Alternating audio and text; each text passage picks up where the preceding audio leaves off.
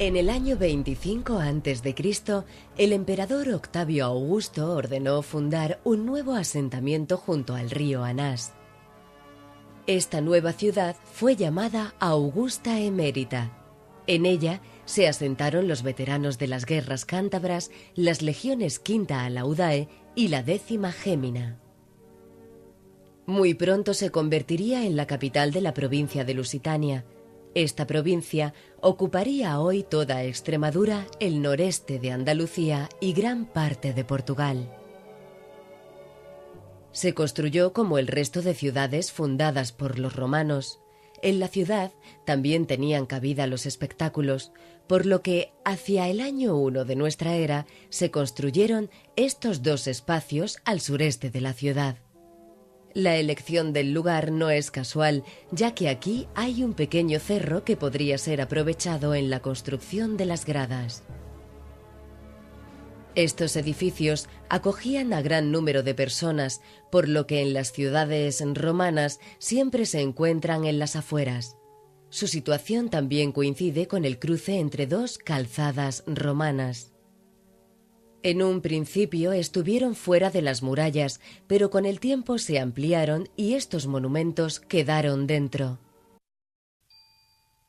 El anfiteatro. Aquí se celebran los espectáculos más populares de la ciudad.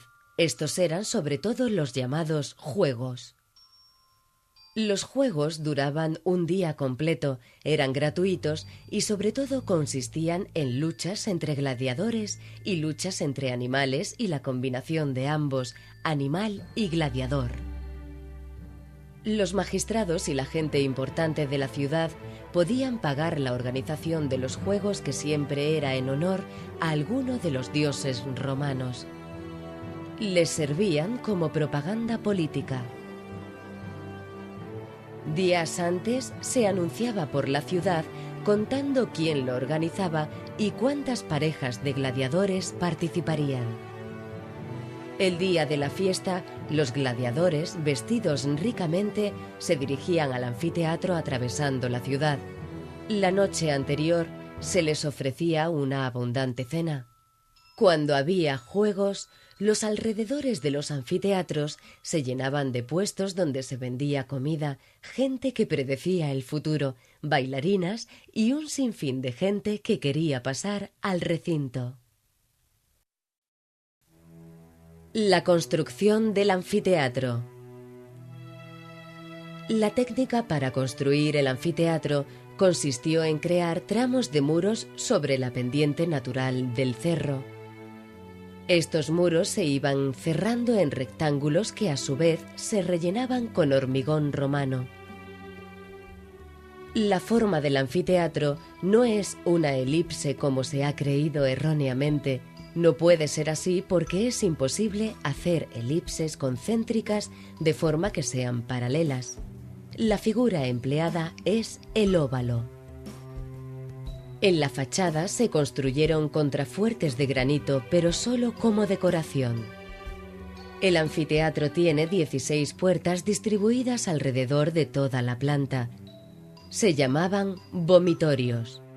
La principal es la que tenemos delante, y es por la que accedían al recinto las autoridades y aquellos que habían pagado el espectáculo. Ahora nos dirigiremos hacia la arena. Las gradas y la arena. Tenía un aforo de unos 15.000 espectadores. La grada se distribuía en 3 zonas llamadas ima, media y summa cavea, es decir, inferior, media y superior. Estaban separadas por un muro de ladrillo. Solo quedan restos de la zona media e inferior. En la inferior veremos algunas zonas restauradas en el siglo pasado. A su vez, las escaleras de accesos las dividían en sectores. Los asientos estaban revestidos de granito. Hay 2 tribunas, una enfrente de otra. Una de ellas estaba reservada para las autoridades. Es la que está encima del vomitorio, por donde hemos pasado. En la que está justo enfrente se sentaba el llamado editor de juegos, que era quien había pagado el espectáculo. En los frentes de ambas tribunas había dos grandes inscripciones donde está escrito la fecha de la inauguración.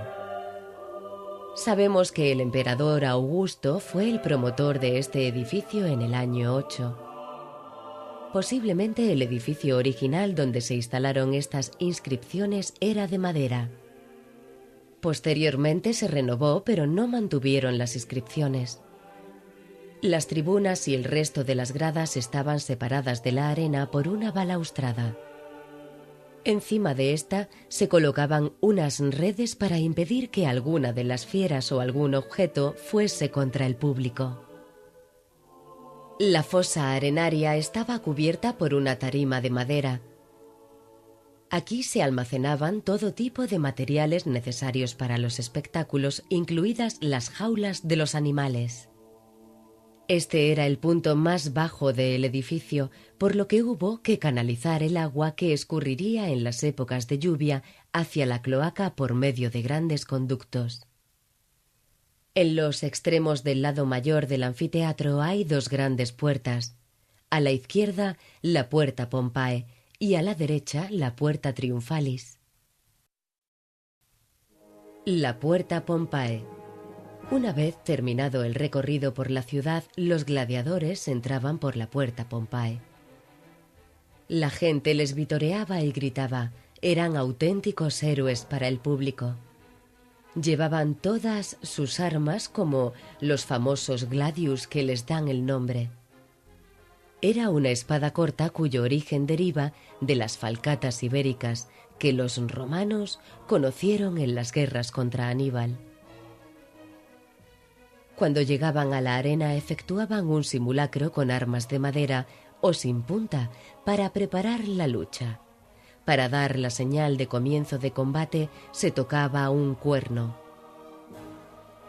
Entonces, los lanistas o gladiadores viejos escogían a los gladiadores que debían actuar. Delimitaban el espacio de combate en la arena marcándolo con un bastón. Cuando uno de los gladiadores llegaba a vencer al contrincante, preguntaba al público matar al vencido o no. Si los espectadores entendían que merecía el perdón, bajaban el pulgar, haciendo ver que el vencedor debía arrojar su arma a la tierra. Aún así, solamente moría un 10% y normalmente por las heridas accidentales en la lucha.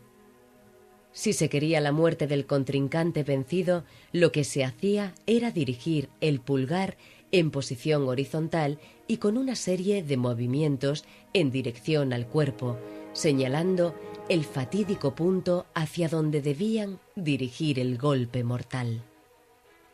Es errónea la creencia que nos ha mostrado el cine de que el pulgar hacia arriba significaba perdón y el pulgar hacia abajo significaba muerte, en claro mimetismo con el signo de OK. Los gladiadores que morían en la arena eran arrastrados por los esclavos que estaban al servicio del anfiteatro. Los gladiadores que ganaban recibían en premio palmas, coronas adornadas de cintas, monedas. En los tiempos del imperio, una gran cantidad de dinero. Tenían el honor de salir por la Porta Triumphalis o Puerta del Triunfo. Se podía establecer que cuando luchasen uno de ellos pudiera morir y por lo tanto era un combate más caro. Los gladiadores podían ser prisioneros de guerra, esclavos u hombres libres en busca de un futuro mejor. Todos realizaban un juramento por el que debían dejarse azotar con varas, quemar con fuego y matar con hierro. Existían escuelas de gladiadores donde se especializaban en un tipo de combate y arma. Al cabo de 3 años podían licenciarse y convertirse en instructores o continuar luchando. A los 2 lados de las puertas principales hay unas pequeñas habitaciones.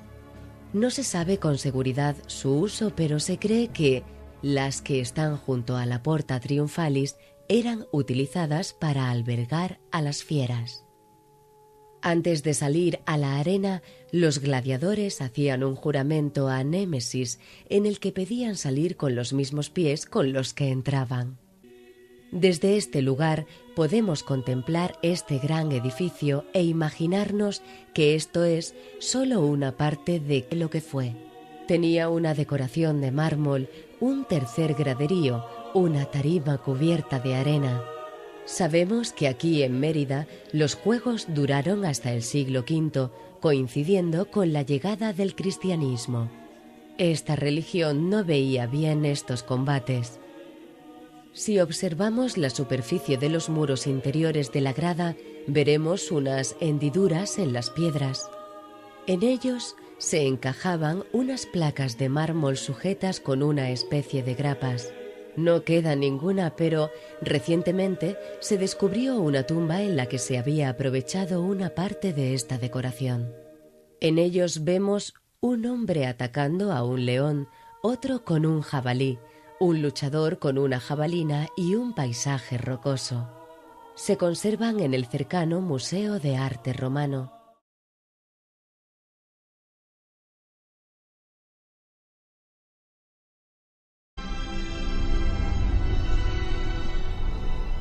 En el año 25 a.C., el emperador Octavio Augusto ordenó fundar un nuevo asentamiento junto al río Anás. Esta nueva ciudad fue llamada Augusta Emérita.